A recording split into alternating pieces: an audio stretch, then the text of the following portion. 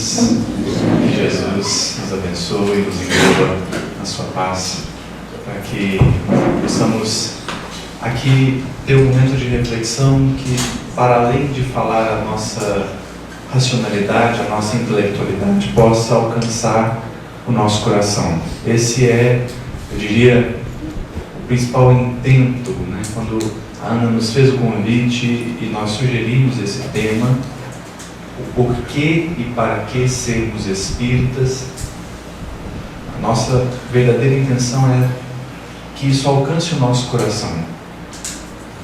Porque às vezes eu sinto que nós estamos diante de uma preciosidade, mas porque ela é comum, a gente desvaloriza. Porque é do nosso dia a dia, talvez a gente perca um pouquinho da percepção ou mesmo da noção do valor que o Espiritismo tem. E o Espiritismo não é uma mensagem de segregação, nem uma mensagem de exclusivismo, mas antes um convite para que todos nós saibamos e aprendamos a viver. Comentava com o Vitor Hugo, ele fez uma palestra no céu e o tema foi muito interessante. O Espiritismo será o que deles fizer o homem. E isso me põe a pensar, porque eu fico pensando, poxa, mas o Espiritismo é tão maior do que o homem, né? E aí eu me dei conta que o Espiritismo veio descortinar para nós a lei. Se a gente desandar o movimento espírita, a lei continua valendo. Talvez precisaremos de outras obras, de outra revelação, mas a lei segue a lei. Então, o nosso objetivo aqui hoje é olhar para a doutrina espírita, percebendo o valor e a beleza que ela tem. Para isso, eu queria começar com uma outra reflexão em paralelo.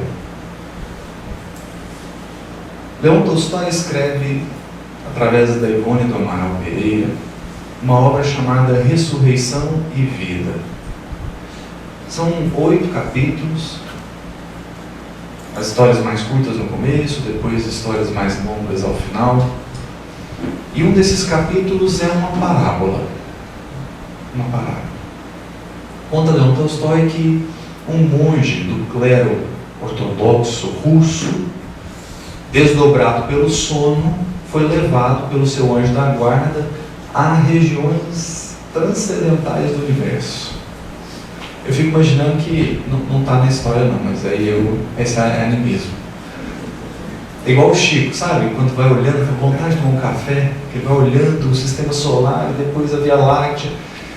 E aí quando ele já estava longe o suficiente, ele percebeu que na verdade ele estava regredindo no tempo. Enquanto ele viajava, ele regredia no tempo. E meio aturdido pela grandeza do que ele via, né? Porque o universo é uma coisa assustadora.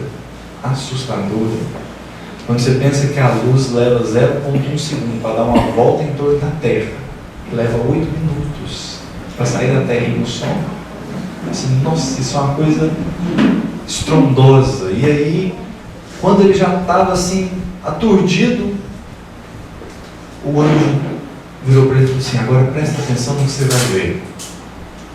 E aí é uma parábola, é claro que é uma parábola. E esse monge olha seres luminosos que representavam virtudes, várias virtudes: a justiça, o dever, o amor, a racionalidade, várias virtudes, todas brilhando intensamente. Ele não estava entendendo muita coisa até que ele começou a ouvir uma conversa dessas virtudes. E aí uma falava para o outro e falava assim: olha, nós pertencemos a Jesus Cristo. Nós pertencemos a Jesus Cristo. E estamos informados de que Jesus vai encarnar num planetinha de um sisteminha de uma galáxia. Vamos lá visitar esse planeta, para saber onde é que o nosso Senhor vai encarnar. Porque Ele prometeu a Deus que Ele iria reconduzir uma turba de espíritos para Ele, para o Pai. Então essas virtudes vêm e aí Leon Tolstói começa a narrar a viagem através do universo, até que eles encontram a Via Láctea, e aí num braço da Via Láctea tem um sistema. Aí eles chegam no sistema solar, ficam maravilhados com a beleza do Sol, dos planetas, a harmonia do sistema. E aí um deles fala assim, olha, é naquele planetinha azul ali que Jesus vai encarnar. E aí eles vêm para o planeta e começam a observar o planeta Terra. Faz lembrar uma fala de um astrônomo que eu gosto muito, que é o Neil deGrasse. Ele certa vez propôs assim, imagina que a gente vai apresentar o planeta Terra para seres extraterrestres. Foi o que aconteceu aqui na história do Leão Tolstói. Chegaram e falaram assim, nossa, mas a natureza é exuberante, um verde extraordinário, a fauna, a flora, tudo em harmonia, tudo funcionando perfeitamente bem, tudo no seu devido lugar. A beleza, a preciosidade de tudo que viam, ficaram espantados. E aí, quando eles já estavam extremamente espantados pela beleza da Terra, eles descobriram o oceano. E aí, um universo à parte. Os peixes e tudo. Parece que é um outro mundo, né? Lindo, maravilhoso. Eles ficaram... Aí, um deles falou assim, nossa, mas o homem deve ser muito feliz aqui na Terra. Que é um paraíso. Tudo colocado no seu devido lugar. O homem deve ser muito grato a Deus por ter dado a ele essa morada. O homem deve viver em harmonia, em fraternidade, porque tudo no planeta respira união, respira fraternidade, respira o bem. E aí eles tiveram a ideia. Examinemos o homem. E aí o Neil deGrasse falou assim, imagine que você então está apresentando o planeta Terra para um extraterrestre. E aí você apresenta as florestas, você apresenta os desertos, você apresenta os oceanos, você apresenta todos os continentes. E daí você é obrigado a informá-los sobre a conduta humana na Terra. E aí você diz para eles assim, olha então, aí aqui tem uma espécie que é a espécie inteligente. Essa espécie inteligente criou linhas invisíveis que para você atravessar você precisa de um papel, que chama passaporte. Você atravessar uma linha invisível, que chama fronteira, a gente precisa de um papel, que chama passaporte. E se você não tiver, você não entra. Nossa. Não obstante isso, eles costumam fazer guerras por causa dessa segregação de linhas. Então tem um país que ataca o outro. Gente, isso é tão absurdo. E essa é a espécie inteligente. Essa é a espécie inteligente. Criou um sistema que desune. Um sistema que está, portanto, distante do que todo o resto faz. Aconteceu algo semelhante na história do Leão Tolstói. Essas virtudes se aproximam do homem e começam a ver um falando mal do outro, um entrando em guerra com o outro, um querendo segregar, afastar do outro. E ele falou assim, poxa, mas essa espécie aí está perdida. O que Jesus veio fazer aqui? Que absurdo. E aí eles falam, vamos falar com Jesus, porque não é para ele vir não, eles vão matar ele se ele vier. Esse pessoal aí não está sabendo nada. Aí eles se voltam para Jesus e falam assim, Jesus, olha, se eu fosse você, eu não iria não. Essas são as virtudes, né? Se eu fosse você, eu não iria não, porque o pessoal lá é casca grossa, né? Aí Jesus fala assim, mas é por isso que eu vou. É por isso que eu vou. É porque eles são difíceis. É porque eles não amam. É porque eles não estão unidos. É porque eles não conseguem olhar uns para os outros com carinho, com afeto. Eu vou lá mostrar isso para eles. Custe o que custar. E aí ele veio.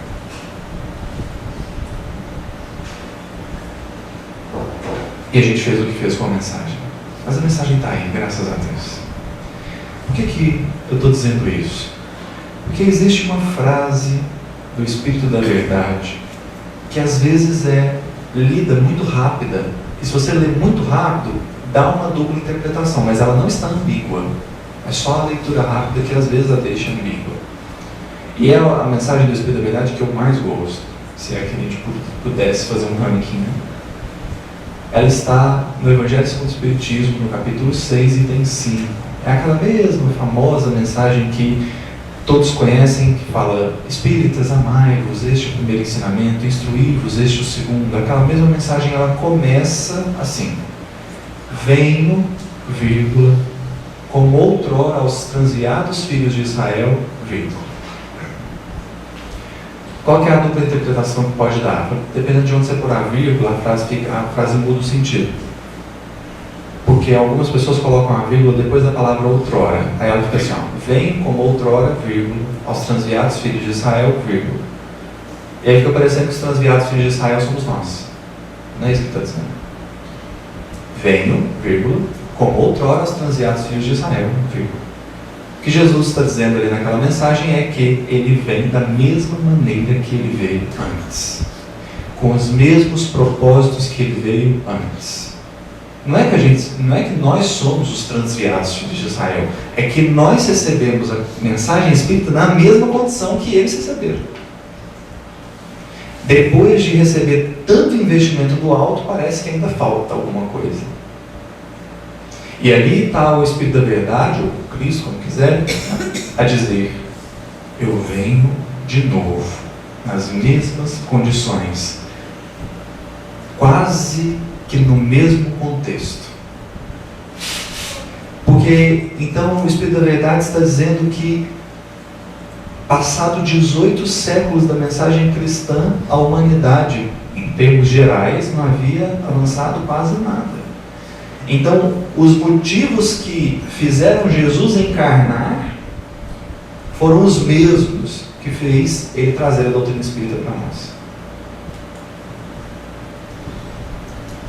E aí tem uma questão interessante, porque para quem ele veio? Para quem ele veio? Ele veio para os doentes? Sim, mas ele veio sobretudo para os que não tinham religião.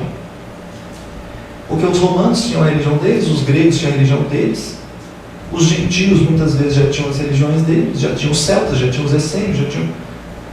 Mas as pessoas de má vida, os publicanos, os pescadores, esses não tinham. E aí vem Jesus para eles. É como se Jesus estivesse dizendo aos romanos assim: olha, vocês estão muito satisfeitos com a religião de vocês? Tudo bem, eu vou dar uma religião para quem não tem. Aí ele fundou o cristianismo, que é o que ele diz para Hanan, lá no Boa Nova: os meus companheiros virão de todos os lugares, porque ele veio para os excluídos. E o Espiritismo também. O Espiritismo também veio para os excluídos, mas agora um outro tipo de exclusão, um outro tipo de segregação, não mais a segregação ou da ausência de poder, né? Não mais a segregação pela classe, mas paradoxalmente a segregação pela inteligência. Os intelectuais, os racionais, né? os que pensam, os filósofos estavam sem religião, porque haviam rompido com todas as religiões que havia. O catolicismo já não alimentava mais, o protestantismo também não. O pessoal estava debandando para o ateísmo. Aí ele falou assim: peraí, tem que mandar de novo alguma coisa para eles. Alguma coisa que explique um pedacinho da espiritualidade. Alguma coisa que dê só a ponta do iceberg da lei divina, só para atender essa ânsia de saber, que aliás é uma ânsia boa, não tem nada de mal nisso. E aí vem a doutrina espírita para explicar. A questão é que, tal como nós fazemos com o planeta, eu acredito que a gente faz com a doutrina espírita. Eu gosto muito do Espiritismo. Eu acho a doutrina espírita uma das coisas mais lindas que Jesus já mandou para a Terra. Só que, como o público-alvo da doutrina espírita são os intelectuais, o intelectual comete um grande equívoco, que é, ele acha que tudo se resolve na base do argumento e da racionalidade. Então ele lê lá assim, tem que combater o orgulho e o egoísmo. Assim, então tá bom, combati. Agora eu sou mais. Agora eu já sou espírito puro. E ele começa a agir como espírito puro, como ele acha que é. E aí vai criando um pouquinho de cisma, um pouquinho de rixas. Porque aí a gente vê dentro de uma casa espírita o presidente brigando com o vice. Eu falo assim, mas e a mensagem de amor? Não, eu já amo. Eu falei, não ama nada. Não ama nada. Você ama alguém, mas não ama, ponto, né?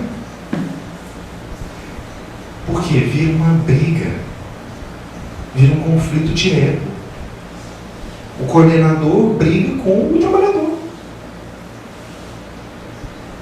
Porque a gente perde um pouquinho do alcance que a doutrina espírita tem, da beleza que a doutrina espírita tem, e começa a lidar só com o nosso contexto,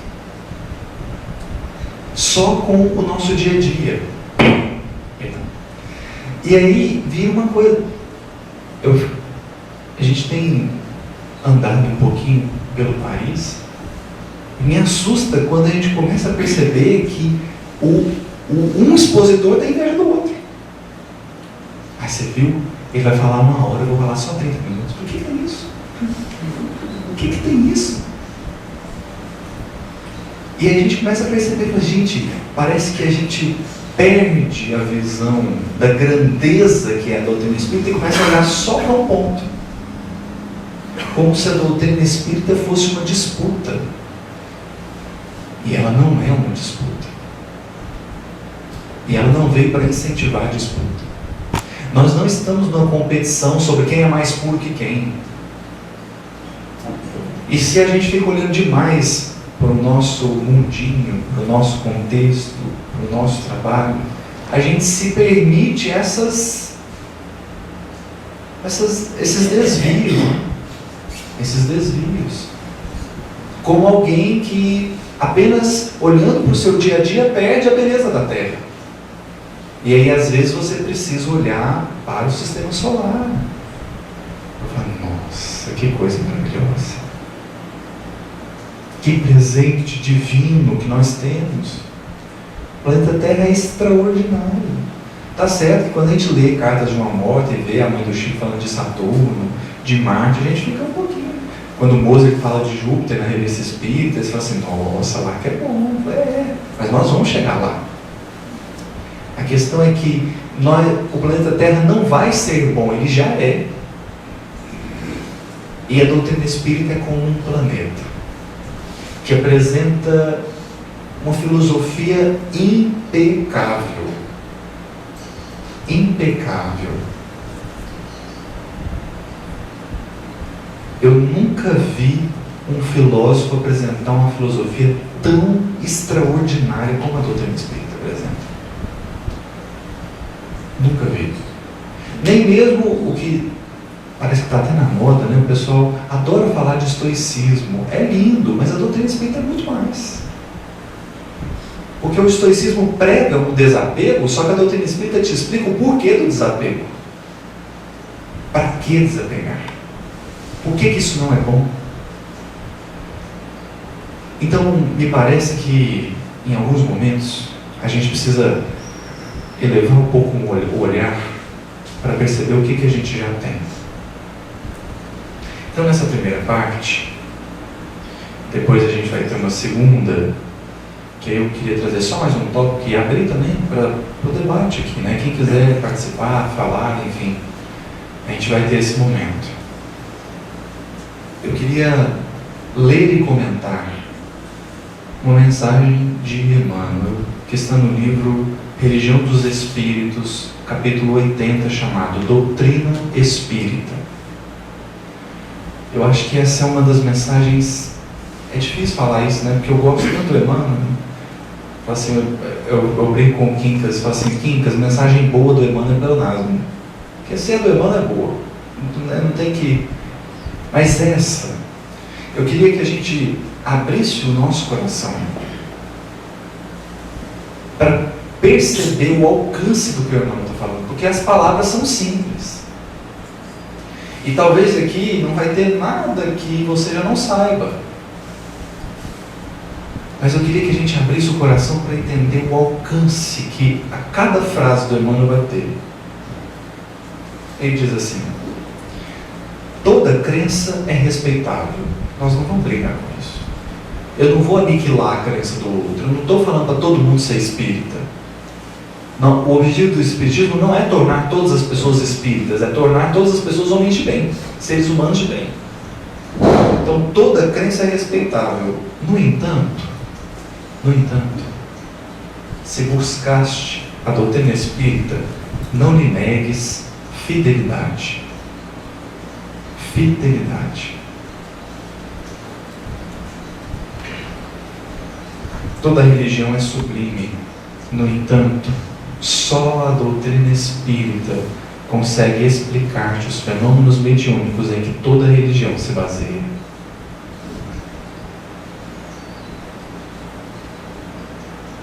Eu já estudei o Livro dos Médiuns algumas vezes, mas ano passado chegou uma menina de 17 anos lá no Gerald, que é o grupo que eu trabalho.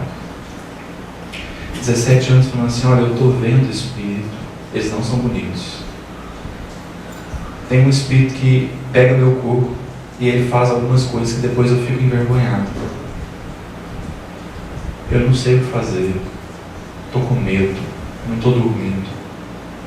Minha mãe falou que eu preciso ir no psiquiatra. O que você acha? Nossa. Assim, cadê as páginas do Livro dos Médiuns? Não, vamos. Aí ela falou assim: só que tem um outro espírito que eu sinto muito bem quando ele chega, e ele falou para eu não tomar os remédios. Eu falei: então não toma. Vamos, espera um minuto, vamos ver o que ele está para fazer. E aí a gente começou um trabalho de passe, levar o mundo dela para a reunião mediúnica, fazer um atendimento espiritual. Em um mês, ela saiu, mais de um mês e meio, quase 2. Ela saiu de um quadro de quase um distúrbio psicológico, psíquico, para uma pessoa normal.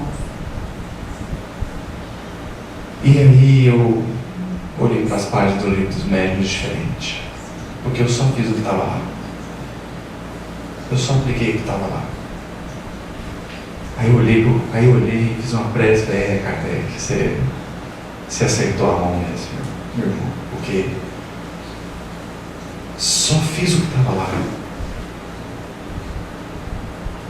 Em um mês e meio, quase 2, a menina estava boa, tranquila, vivendo a vida dela. Aí eu virei para ela e falei assim: olha, vai no Petras, vai estudar, vai ver o que, vai descobrir, quer estudar aqui, quer estudar em outra casa. Aí o nosso dia lá não batia, a gente conseguiu uma outra casa para ela estudar mediunidade e foi estudar. Mas bem, recuperada. Então a gente fica falando de mediunidade como se mediunidade era: nossa, eu queria ter uma mediunidade igual a do Chico. Falei: bacana, você quer ter a vida do Chico? Eu não queria, não. Eu queria só ver o Emmanuel. Esse negócio de garfada da madrinha, né, de lamber ferida aberta, isso eu não queria, não. Mas a doutrina espírita apresenta a grandeza da mediunidade. Gente, é tão extraordinário que a gente possa se comunicar com quem já se foi. Tira a mediunidade do planeta Terra, que a gente estava... já tinha explodido o planeta Terra, eu acho. Porque é através da mediunidade, olha o que Emmanuel diz: os fenômenos mediúnicos em que toda religião se baseia. 10 mandamentos. O que é isso? Mediunidade. Jesus não vou nem dizer. Jesus eu não vou nem dizer. A gente poderia pensar em Maomé, Siddhartha Gautama, o grande Buda, né?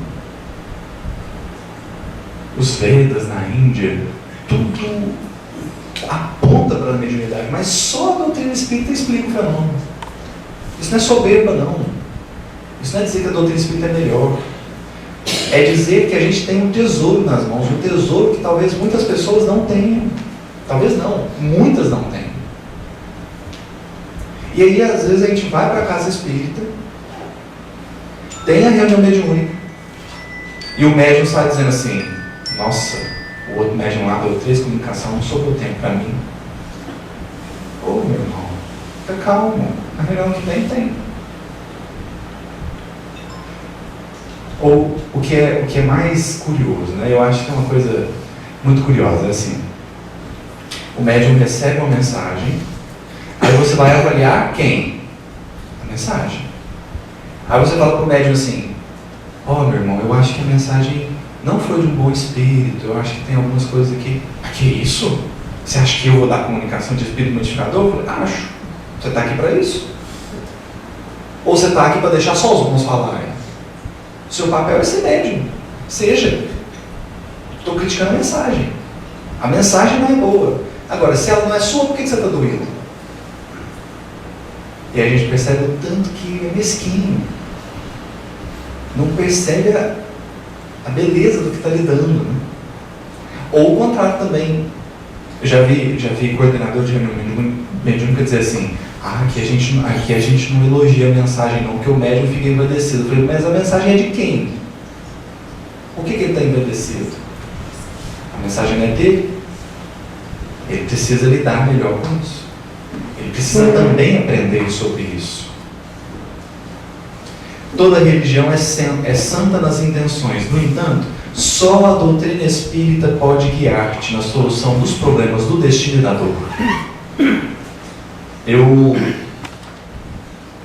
confesso para vocês que levei um tempo para entender por que Leon Denis apresenta a dor como uma potência da alma. Porque quando você fala assim, potência da alma, o que você pensa? São coisas que são forças da alma, são virtudes da alma que são caminhos de aprimoramento. Então ele fala do amor, ele fala da vontade, mas ele fala da dor. Por que a dor é uma potência da alma? Por que a dor está colocada ali por Leon Denis, lá no problema do ser, do destino da dor, como uma potência? Aí eu entendi uma coisa. Certa vez eu estava assistindo uma série médica e houve um episódio que a doença que o paciente tinha era SIPA. E SIPA é uma doença rara. Olha que curioso, é raro, ou seja, não é bom. Porque se fosse bom, muita gente tinha. É raro. E SIPA significa ausência de dor. A pessoa não sente dor. É uma doença. Não é curioso isso? Não sentir dor é uma doença. Porque sentir dor é uma potência da alma. E ao longo do episódio, a gente vai ver por que não sentir dor é uma doença. Eles vão fazer um exame na menina e eles queriam realmente testar se ela era insensível à dor mesmo, né, no grau máximo. Aí o teste era assim, ó: põe a mão numa água fervendo, deixa lá 1 minuto, tira e põe numa água gelada. Já doeu só de pensar, não foi?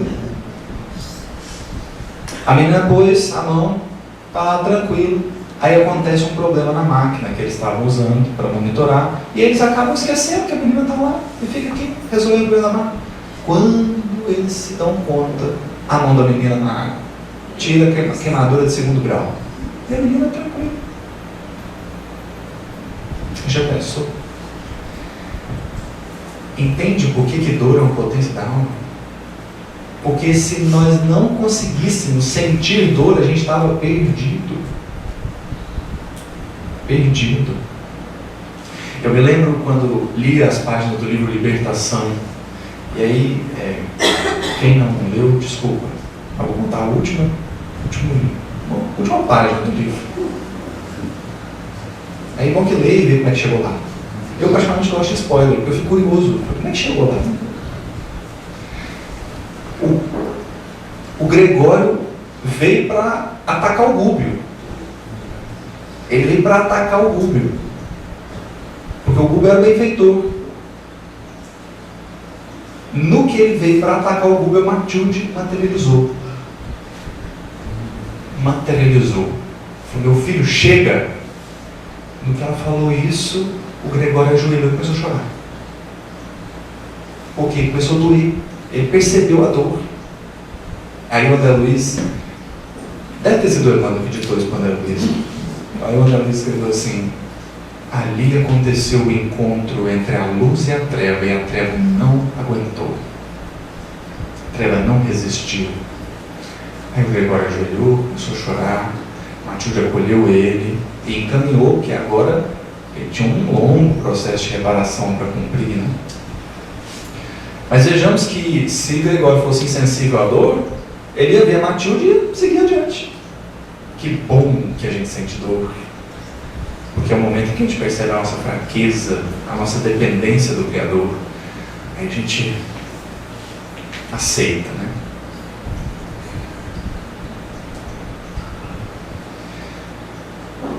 Toda religião é conforto na morte.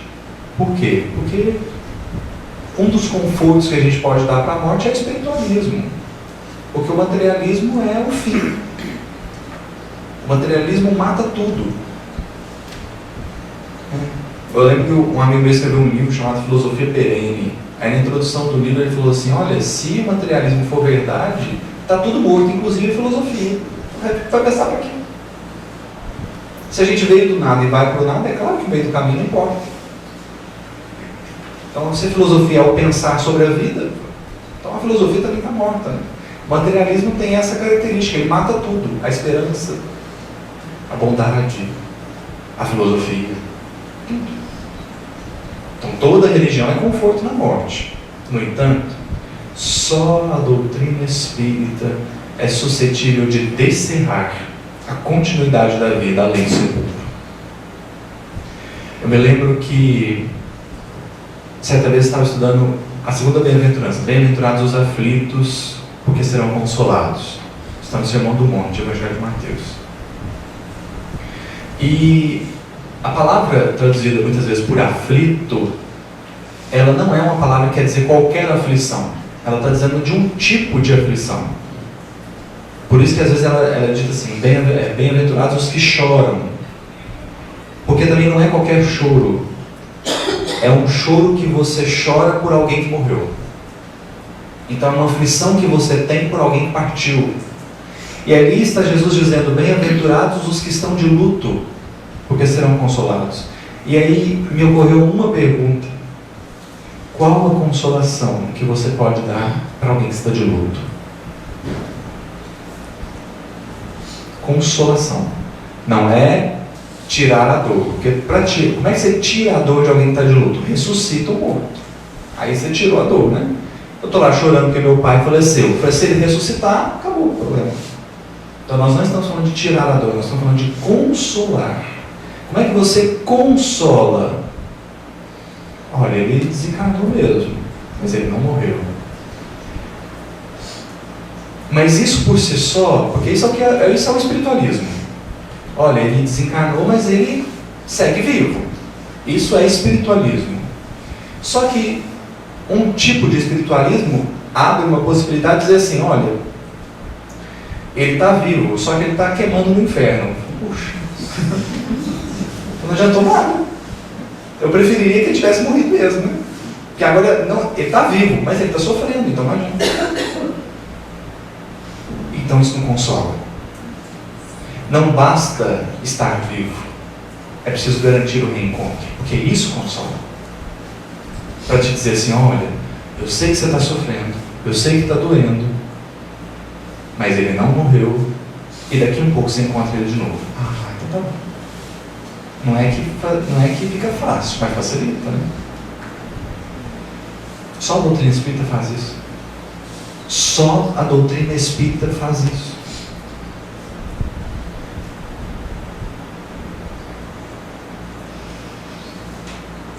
Aí, para mim, é um ponto mais bonito da doutrina espírita, se é que a gente poderia dizer isso. Esse, para mim, é o ponto mais bonito. Toda religião exorciza os espíritos infelizes. Toda religião exorciza os espíritos infelizes. No entanto, só a doutrina espírita se dispõe a abraçá-los como a doentes, neles reconhecendo as próprias criaturas humanas desencarnadas em outras faixas de evolução. Consegue perceber o tanto que isso é bonito? Isso não é poesia não, isso não é romancismo não, isso é lindo. Porque eu já contei isso algumas vezes, mas uma das coisas que mais me tocaram na doutrina espírita, antes de eu voltar, porque eu nasci num berço espírita, dos 11 aos 21 eu fiquei afastado, com 20 eu comecei a ensaiar um retorno. Aí eu chamei minha mãe para fazer um evangelho lá, aí tinha uma amiga minha passando por um processo obsessivo muito delicado, e eu sabia que no final da evangelização do espiritismo tinha preces, então eu fui lá ver se tinha alguma prece que podia ajudar. Aí fui. A última. Prece para os obsediados. É isso que eu estou precisando. Aí eu fiz. Aí tinha a prece que o obsediado tem que fazer, a prece que o intercessor faz pelo obsediado, e tem a terceira prece, a prece pelo obsessor. Isso me tocou. Me tocou porque ninguém vai ser excluído. Essa história de povo escolhido acabou. Todos estão incluídos. Todos são amados. Todos têm chance. Até o obsessor. Embora eu, o obsediado, não queira. Porque o que eu queria mesmo é que ele morresse. Mas ele é filho de Deus também. Ele também é filho de Deus, ele também está incluído. Então a doutrina espírita vem mostrar não só que ele, todos os obsessores, os malfeitores, os criminosos, todos estão incluídos. Todos são amados. Ela não veio só mostrar isso, ela veio mostrar o porquê disso.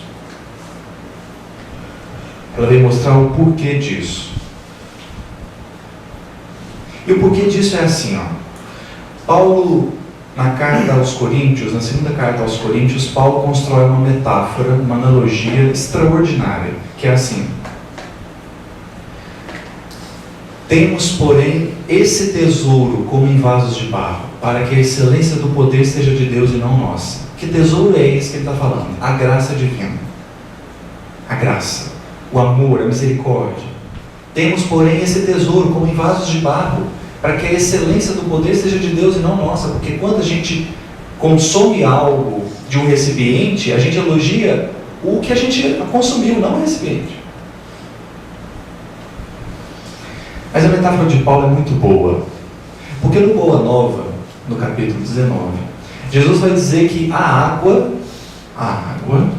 é o símbolo mais perfeito da presença de Deus na terra, porque está tanto nos céus quanto embaixo do solo. Está em cima e embaixo, e dentro de nós.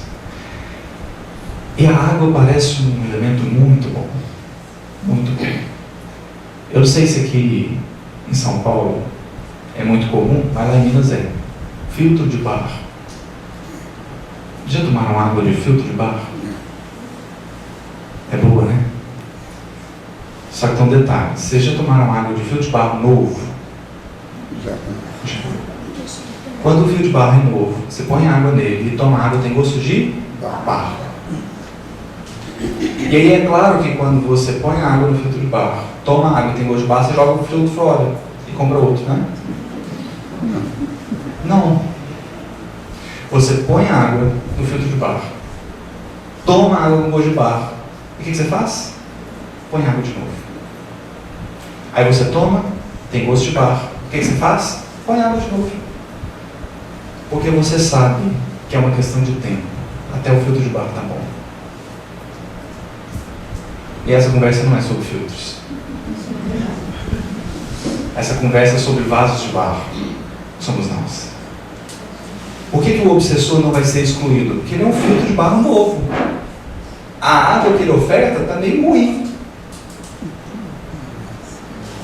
Dá uns milhões de anos para você ver se ele não vira uma luz. Ninguém vai ser excluído, porque a única coisa que me separa da pureza espiritual é tempo, não é capacidade, é tempo. Então o obsessor hoje, ele é uma pessoa difícil, mas daqui a alguns milhões ou bilhões de anos, ele não será mais. O Gregório passou séculos atormentando pessoas, mas agora ele encaminhou-se. Agora ele está vivendo os processos, diz André Luiz, os duros processos da reparação. Mas está vivendo. Daqui 2.000, 3.000, 5.000 anos, onde estará o Gregório? E talvez séculos de crimes serão apagados por décadas de serviço ao bem. Então a doutrina espírita veio dizer que ninguém está excluído, porque todos seremos espíritos puros. Todos. Isso é a coisa mais misericordiosa que tem. Sabe por quê? Ontem a gente fez uma experiência interessante aqui com o pessoal, que é assim, a gente julgando o caso do outro. E a melhor coisa que tem é julgar o caso do outro, né? Foi divertido, todo mundo riu, achou bom. Eu também achei. Porque julgar o caso do outro é maravilhoso. Você lê os romances de Emmanuel e fala assim, nossa, não acredito que ela está fazendo isso. Só que perceba que quando a gente diz todos estamos incluídos, nós estamos também.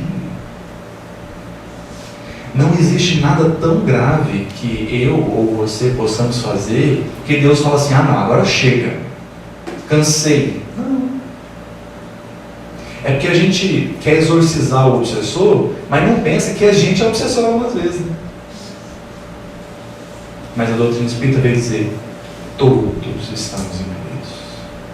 Todos.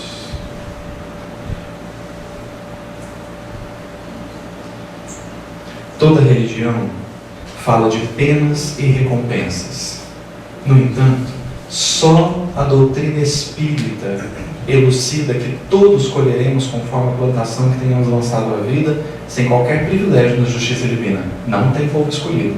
Kardec diz assim, lá no seu inferno, a misericórdia divina é infinita, mas ela não é cega. O culpado que ela atinge não está exonerado. Mas aqui eu queria refletir um pouco mais sobre isso, porque fica parecendo que é punição, né?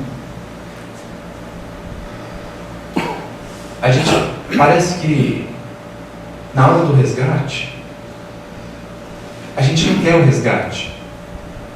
E a gente acha que o resgate é porque Deus está punindo a gente de alguma maneira. Só que eu queria olhar para o resgate espiritual com um olhar mais poético. Mais poético.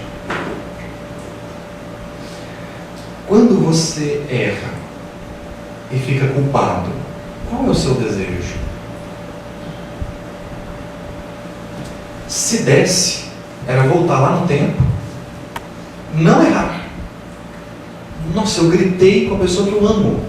Se eu pudesse voltar lá atrás, eu não gritaria. Mas isso não dá para fazer. Porque o tempo, curiosamente, o tempo é uma dimensão que só tem seta para frente. O tempo não volta. Então não dá para fazer. O que dá para fazer? Te pôr na mesma situação de novo. Te colocar lá de novo. Para aí você ter a chance de fazer diferente. Poxa, eu tive muitas posses materiais nessa encarnação, pus tudo a perder, então volta lá. Vai de novo. Nossa, eu traí meu companheiro, minha companheira. Se eu pudesse, então volta.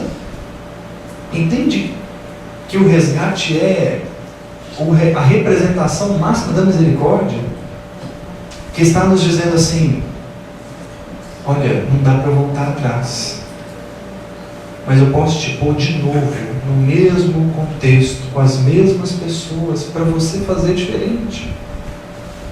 Só que é sofrido, é difícil.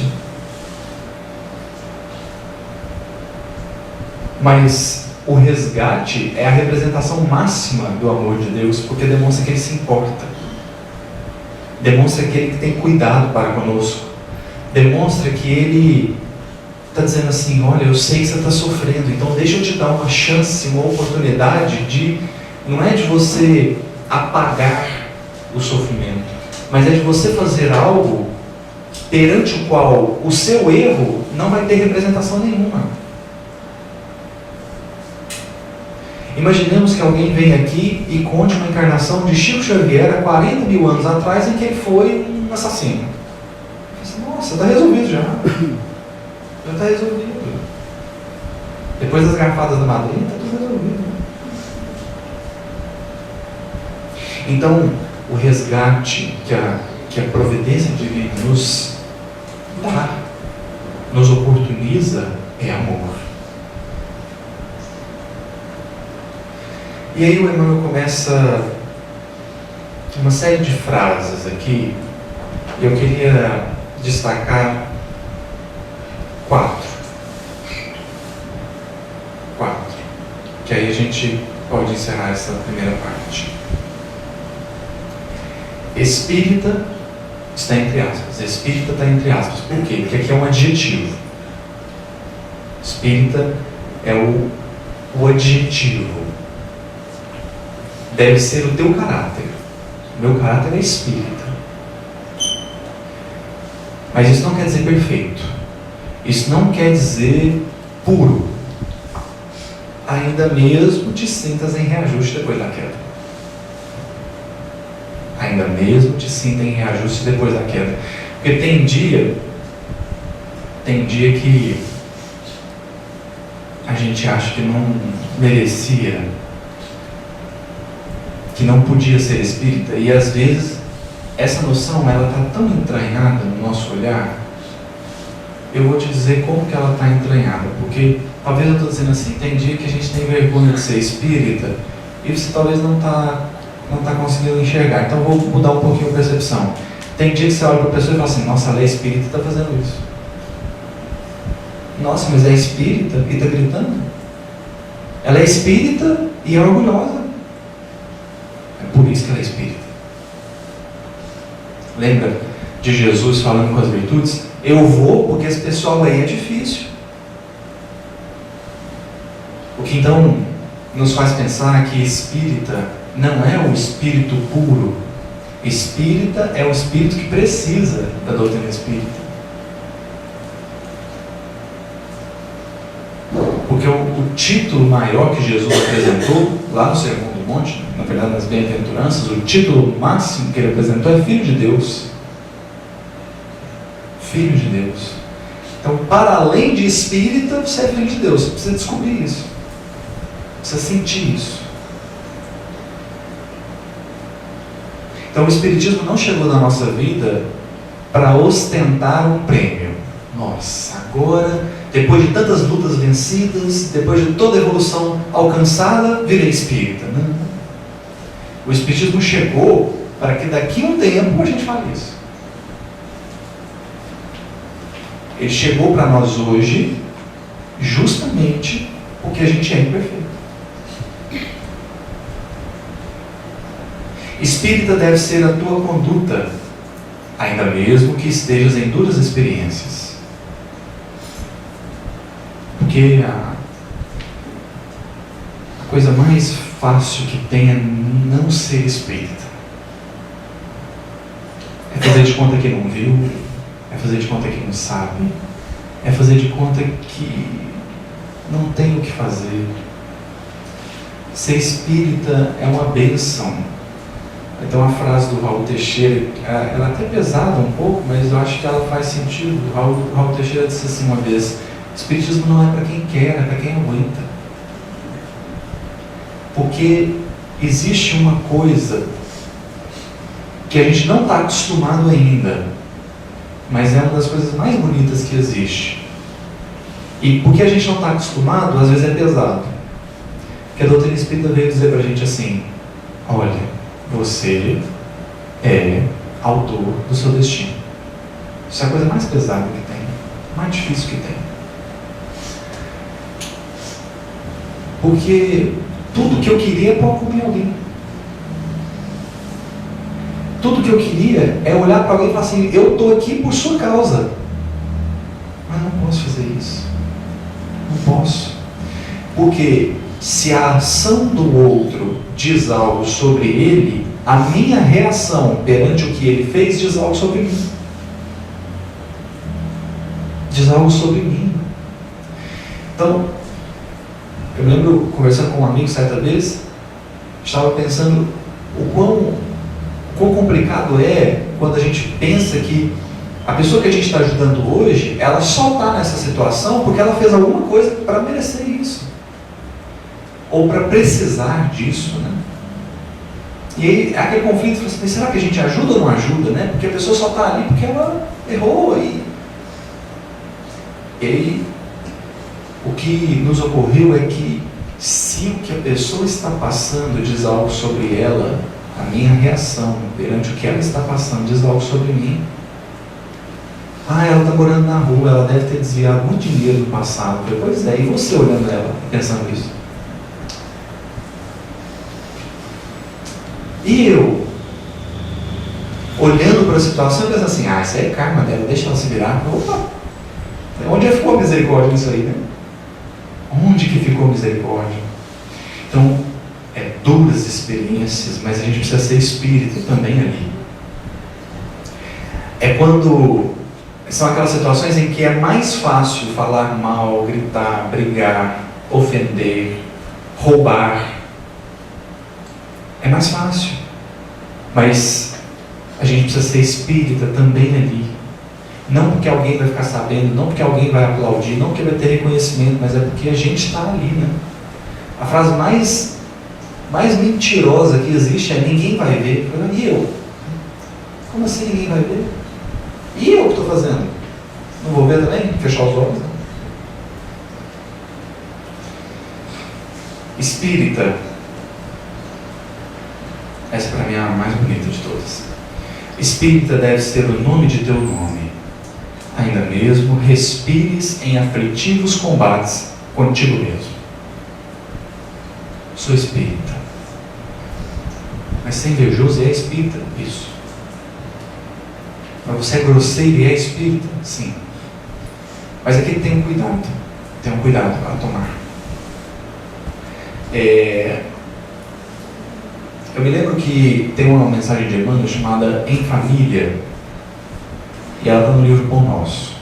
É o capítulo 117.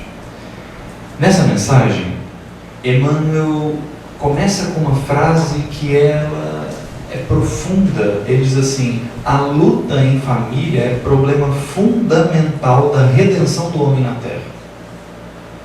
A luta em família é problema fundamental da redenção do homem na Terra. Por que ele está dizendo isso? Porque a família é o lugar em que você vai ser testado. De que maneira? Porque assim, a gente concorda, eu acho que a gente concorda que a gente vai, vamos dizer assim, nós vamos fazer um trabalho de entrega de cesta básica.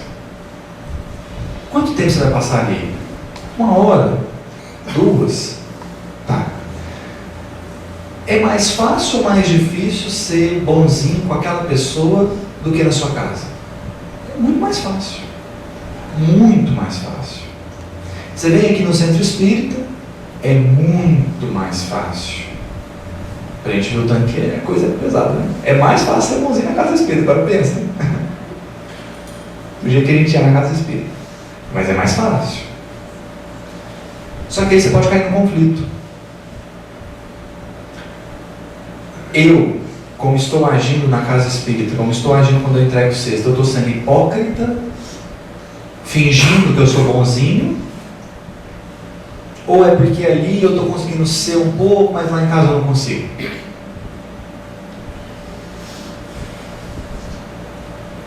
O único jeito da gente resolver isso é que você não consiga, tudo bem, mas você está tentando.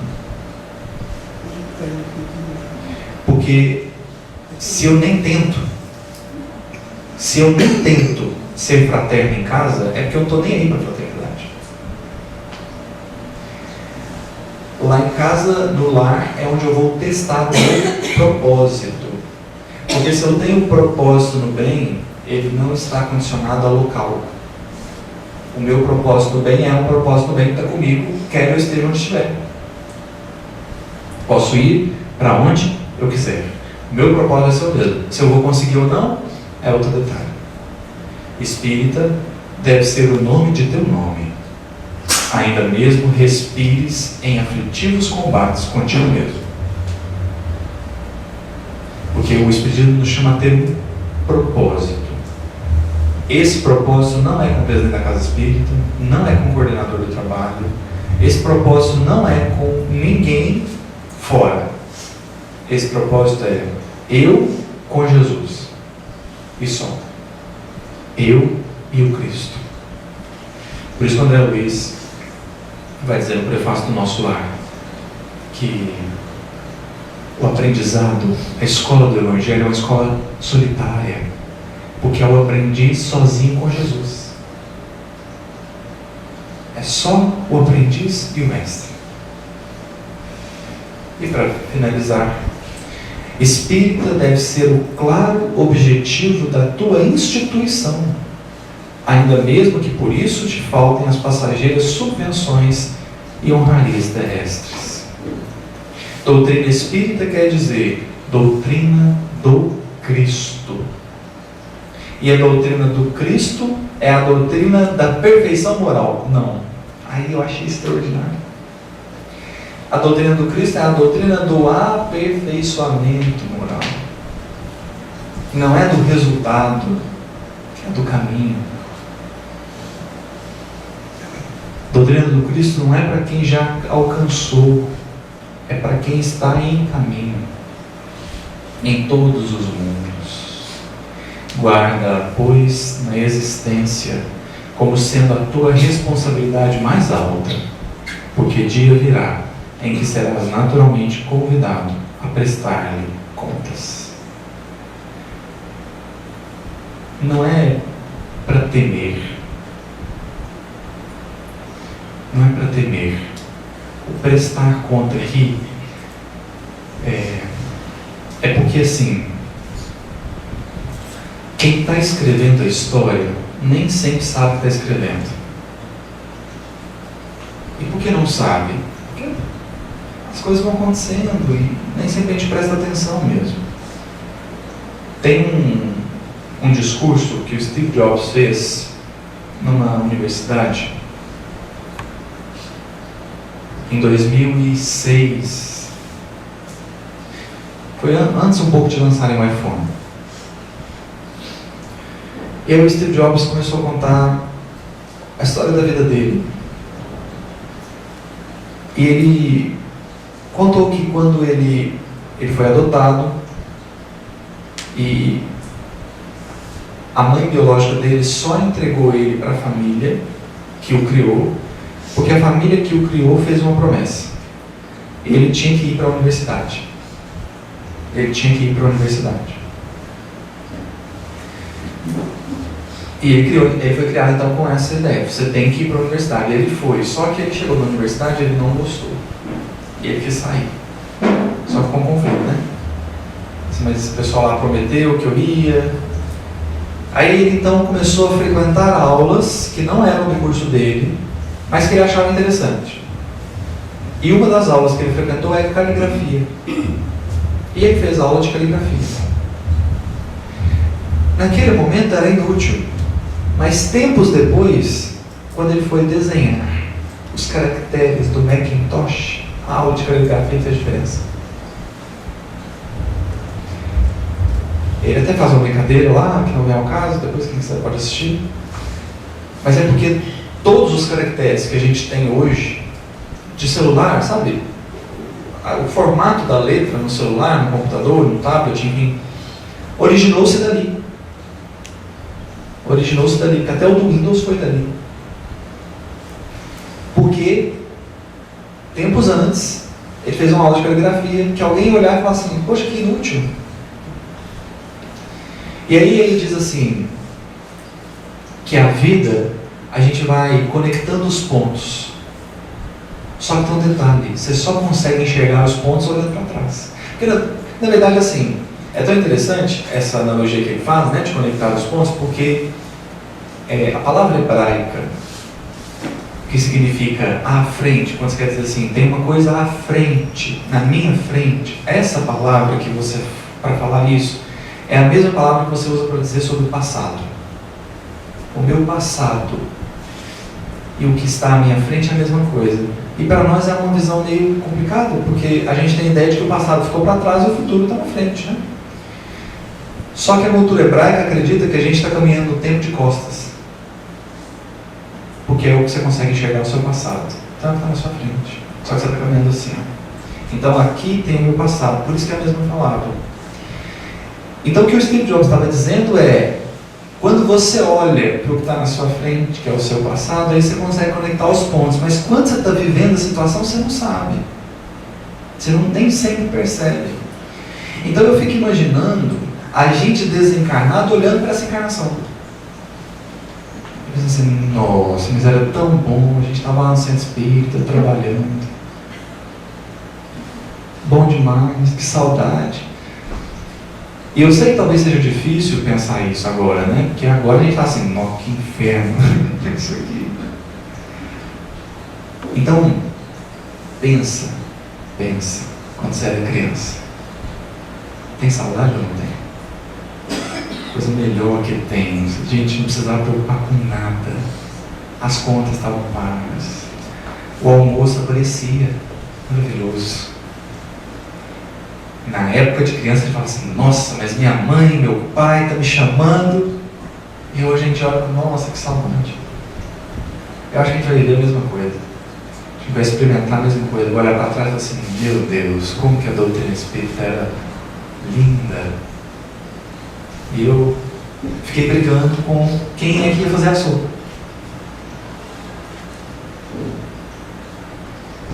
Então, elevemos um pouco o olhar. Que a doutrina espírita é o presente mais extraordinário que Jesus já deu à Terra. E ela só não é mais popular. Ela só não é mais popular porque não é que eu esteja nos vangloriando. Eu já vou explicar o que eu quero dizer para a gente encerrar.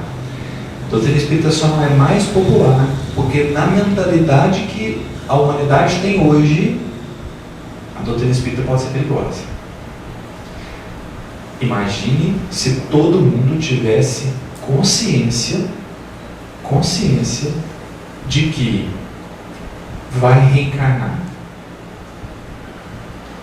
Era possível que isso acontece no movimento espírita, que a gente vivesse um clima de hipocrisia. Porque a gente não ia amar o próximo pelo próximo. A gente ia fazer de conta que ama o próximo para eu não voltar com ele.